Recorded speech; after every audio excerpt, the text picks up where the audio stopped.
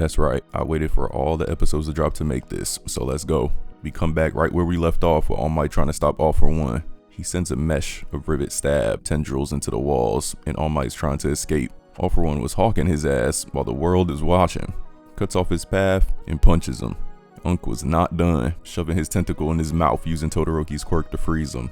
Then we cut to this villain who cooked 32 heroes, with one of them being Ayama, with his belt destroyed. That's when he locks in, and with Hagakure partially visible now, gathers the lasers and reflects it back, ending his ass. We cut back to All Might, and Hercules locks on and uses Ayama's quirk to hit All For One. Sadly, Hercules started to overload and blew up. All For One crawls out of the crater, now younger and glowing. All Might wastes no time and rushes forward as All For One fires an air cannon at him. He dodges but gets hit by a punch, sending him flying. Then All For One couldn't move no more, thanks to Stain licking his blood. Holy!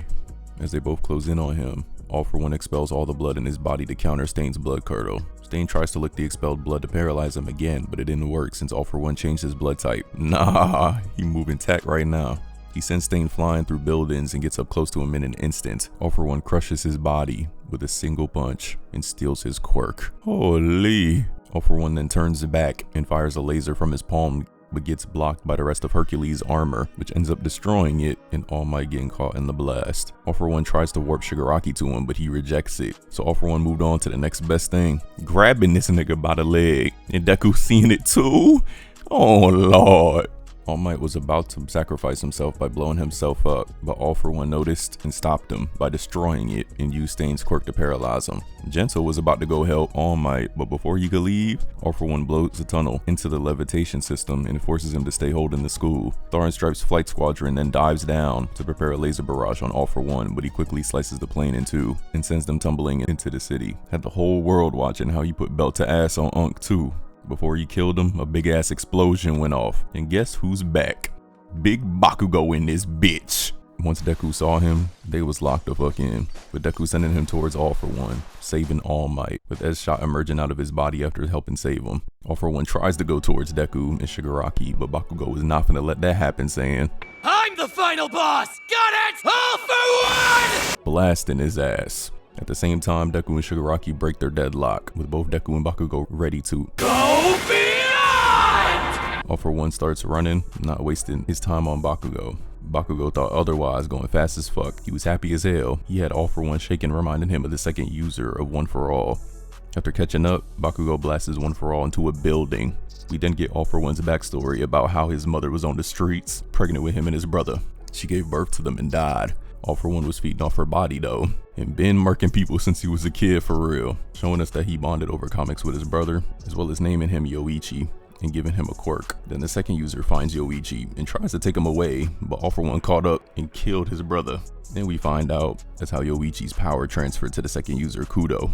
Then that's when All For One went on a killing spree, ending anyone in Kudo's bloodline. Like bro. So now that he's seen Bakugo, he's pissed. All For One decides to combine and weaponize every single quirk stored in his body while saving just enough energy to complete his plan.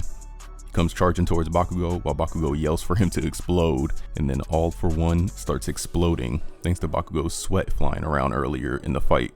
All For One tries to attack once more, and Bakugo hits him with the howitzer impact. Holy! It was GG's. All For One rewinded so far to the point that he's a baby now and tried to attack Bakugo, but he broke that shit and blew his ass up. Bakugo hit him with the pose too. Oh yeah boy, let go. And now it was time for Deku versus Shigaraki. Shigaraki senses All For One is dead and was happy as hell. Tries to attack Deku but dodges. In that instant, Shigaraki took Deku's danger sense. He started using it, dodging Deku's black chain. Then blasts him, but Deku was able to block most of it while he sent flying. Then ended up landing at Mount Fuji. Then Shigaraki pulls up, saying he's going to use the K on the mountain. Deku stops that, hitting him with the Delaware Smash, blowing enough terrain to interrupt the decay. Then pops out the dust to attack with Black Whip and Smoke Screen to give him time to charge up Fajin. Then that was all for nothing. Bro forgot Shigaraki could use Search and hits him. He's still fighting though, not hitting shit. Then the Vestiges cooked up a plan to let Shigaraki have One For All, to attack his weak spot from within his mind. Nah, they really trying to attack his inner self. using Kudo as the tester run to throw him at Shigaraki so hard he shatters and damages him. Deku then arms his entire body with Black Whip, making a new form, Deku Overlay. Deku lets out a giant smoke screen. Shigaraki decides to use Decay, but Deku throws a chunk of the ground to stop it. Shigaraki starts to use Search and caught Gran Torino's cape instead, then realizes that his search was zeroing in on Kudo's vestige instead of Deku. Then Deku came in to punch him, sending the second user through first. Then the others started to go through with Deku's next punch, but it got blocked. Didn't stop him from trying to get close, and he got a hit through this time, and sent everyone except Nana, who's too weak herself, to enter. Then Deku starts seeing inside Shigaraki's conscience, and oh my lord, he was really watching Shigaraki get abused, and Nana was there too, traumatized, seeing her son beating that little nigga.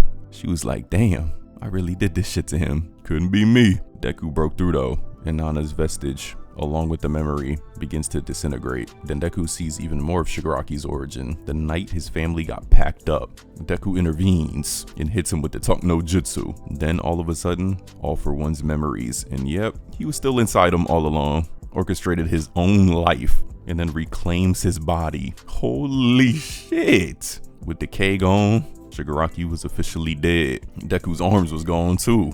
Before he got clapped by All for One, Sero came clutch, as well as Sato and Ojiro. Then Eraser came through Kurogiri's warp gate. Thanks to Aries' horn, he took it for Deku, used it on him to get his arms back. Then the reinforcements came through.